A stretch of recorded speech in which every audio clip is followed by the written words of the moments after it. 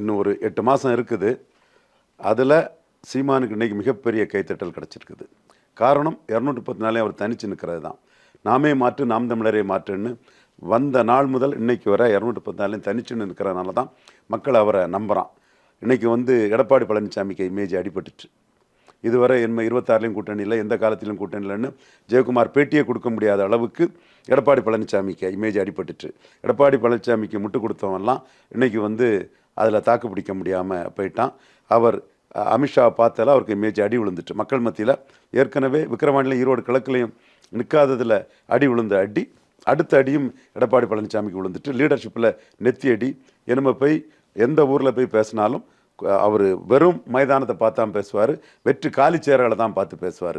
ஆனால் சீமானுக்கு இன்றைக்கு உள்ள ஆர்ப்பரிப்பு அது அண்ணாமலையும் கலந்துக்கிட்ட இதில் அண்ணாமலைக்கும் கைத்தட்டல் இருந்து அண்ணாமலையும் பெருந்தன்மையாக அது சீமான் ஸ்கோர் பண்ணாருங்கிறத மனசார அண்ணாமலை அதை ஏற்றுக்கிட்டார். அந்த மனப்பக்குவமும் அந்த இதுவும் சின்ன வயசுலேயே அண்ணாமலைக்கு அது இருக்குங்கிறத நம்ம கண்கூடாக பார்க்கணும். சீமானுக்கு தான் அதிகம் அண்ணாமலையோட தெளிவாக சீமானுக்கு தான் அதிகமாக இருந்துங்கிறது வெளிப்படையாக தெரிஞ்சது. அது அண்ணாமலை அதை அண்ணா தனியாக 214 நிற்கிறது, கொள்கையில் உறுதியாக நிற்கிறதுங்கிறதுல அவர் தனித்துவ ஹீரோவாக அண்ணா நிற்கிறாரு, அதனால் அண்ணனுக்கு கிடைக்குங்கிறத அண்ணாமலை மனப்பூர்வமாக அதை உணர்றாரு, அதை பேசுகிறாரு, இன்ஃபார்மலாக பேசுகிறாரு. அது நம்ம அந்த ஒரு பெருந்தன்மையோட ஒரு தலைவராக தான் அண்ணாமலையும் இருக்கிறார்.